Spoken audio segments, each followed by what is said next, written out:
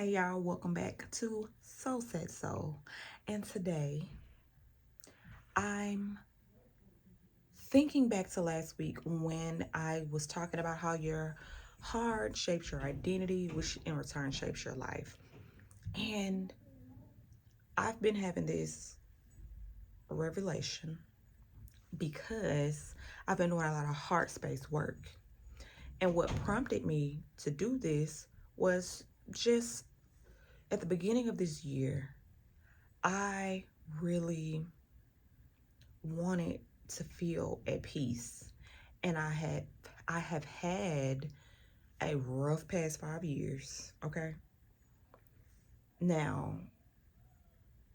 the thick of it, like when you know you're going through something and you eventually at some point you're gonna hit that rock where you like, look, enough is enough.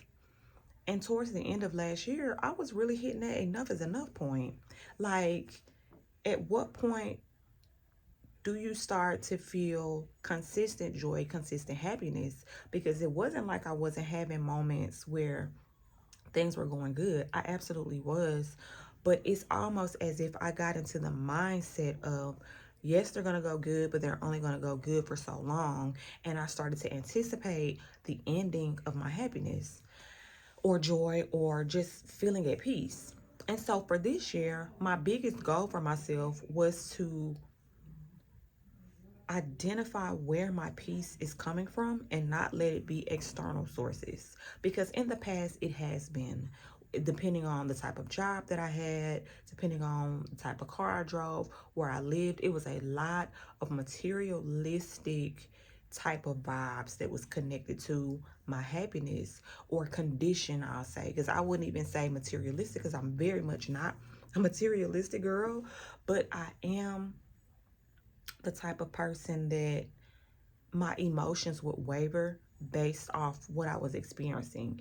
And because the past 5 years of my life has been whew, a lot, I have learned so much about myself, and I just wanted to share some of that with you today. So, the first thing with this whole year, I had to go and do a heart inventory, and I didn't like it.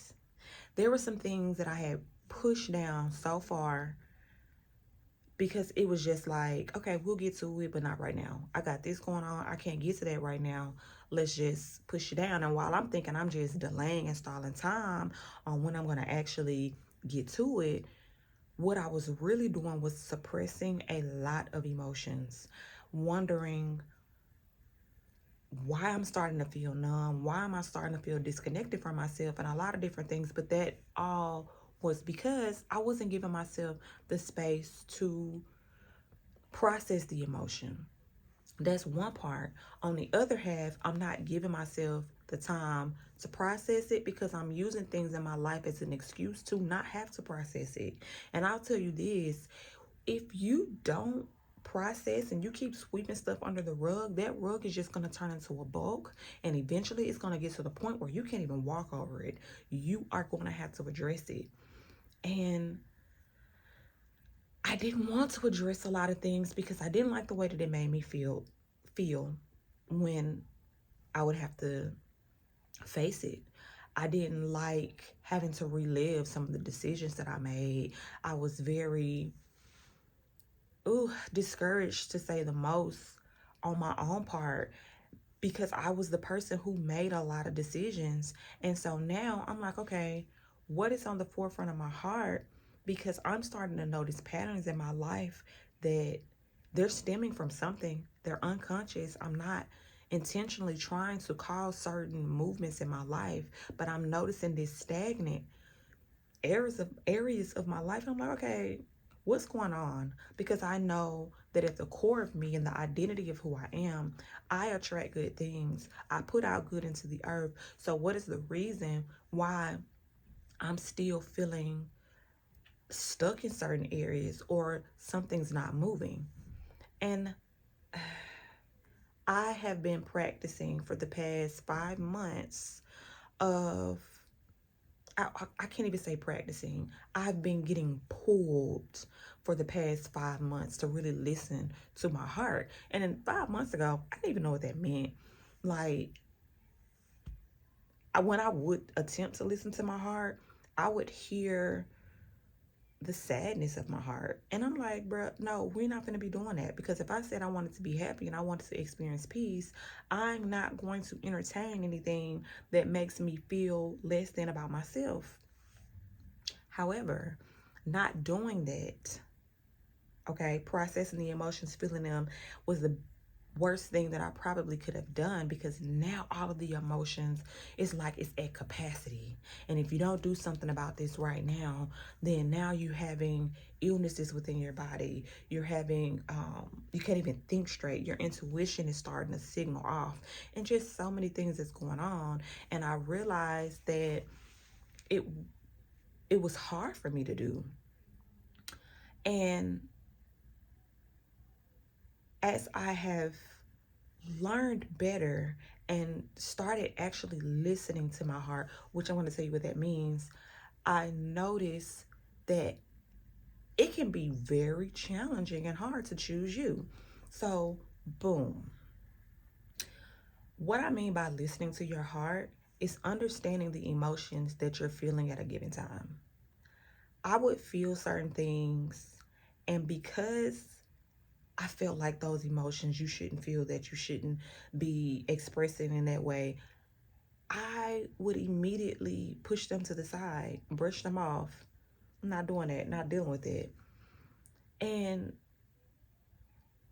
the the expense that has cost has been far greater than if I would have just sat down at the moment, at the time, and allow myself to feel and heal, because I would have a different amount of clarity. So what you're not realizing that is happening when you are suppressing emotions and you are not allowing yourself to feel an emotion at a time is you are clouding your judgment. You are clouding your intuition. You're clouding your ability to operate in an unseen realm where things just make sense without you even knowing why. And a lot of that is because the heart is that unseen thing. Yeah, you can feel it, but it does more than just beat. It really is how God speaks to us about certain desires in our life. And when the heart is so compiled with things from childhood, different traumas, different experiences, it has no, like, it can become overloaded, and there's no room for you to receive more.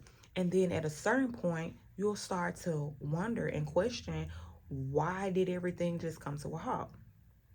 So as far as me listening to my heart and what that meant for me is actually pinpointing certain emotions. So as of like a month ago, and I'm really starting to understand it now, but like a month ago, I started pinpointing, like, what is this emotion? What is this feeling? And I would name it. For me, that name would have been regret.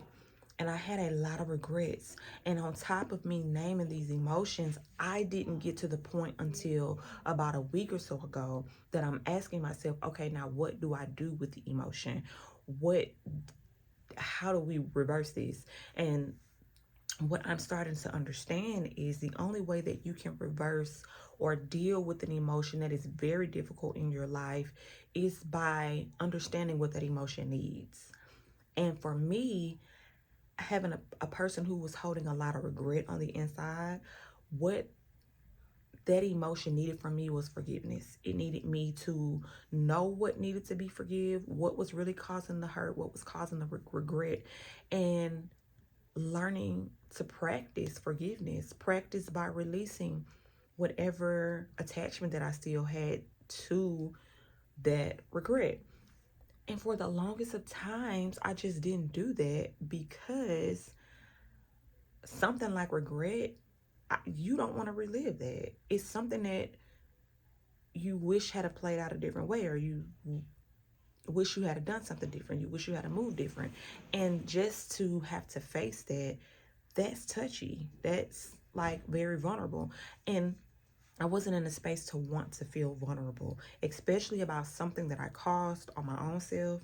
And, you know, it was just a lot. But the whole point of me speaking and saying this is when you're taking inventory over your heart, start thinking about what emotions are you actually carrying on a daily basis. And you can get down to that by just asking yourself simply, where is my heart heavy? Where is it heavy? Why is it so heavy? And what type of heaviness am I carrying? Which would be the emotion, whether it's, the bitterness, the angry, the anger, the regret, the resentment, the bitterness, whatever your heart is carrying. If you don't remove that from that space, it's not going to allow you to just move on and just get something different. No, you have to actually face on with that emotion. And for me, having to sit back and just write out what it was that I was feeling, why I was feeling it, what caused it, what part did I play in it, it helped me to even get to the door of being able to forgive, because now I know what needs to be forgiven and where I need to show myself more grace. And you can also think about things that are draining the life out of you. What is draining you? It may not necessarily be something that your heart is heavy because, or holds a sadness because of something that you've done, but it could be something that you're experiencing, whether you are saying yes when you really should be saying no, or you are fulfilling obligations that no longer serve you anymore, and it's causing resentment. That's what that leads to. And so what I just want you to think about in this week, as you are reviving yourself, okay, as you're reviving yourself, is how can I honor my heart? What emotions are present within my body that need to either be addressed or need to be released? And from there, you have to show yourself so much grace throughout this process, because it does not change overnight. Time heals all things. And so it's going to take time. And the first order of business is going to be patience with yourself, patience with your process, and understanding that I'm going to get to the next side of whatever is heavy on me, but I'm going to have to be patient with myself as I do it. So leave it down in the comments. How are you going to be honoring your heart? How are you going to be taking time to listen to your heart and what your heart is trying to say to you? And what's the reason that you're doing it? You don't have to write all those down there, but at the most, what's the reason?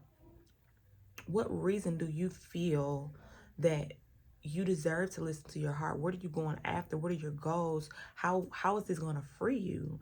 Because tell you, when them shackles, when they get the bundling up and holding you down, that can suffocate you. And I don't want you to live your life suffocated. I want you to live your life freely. You deserve to live a free life. So until next time, talk to y'all later.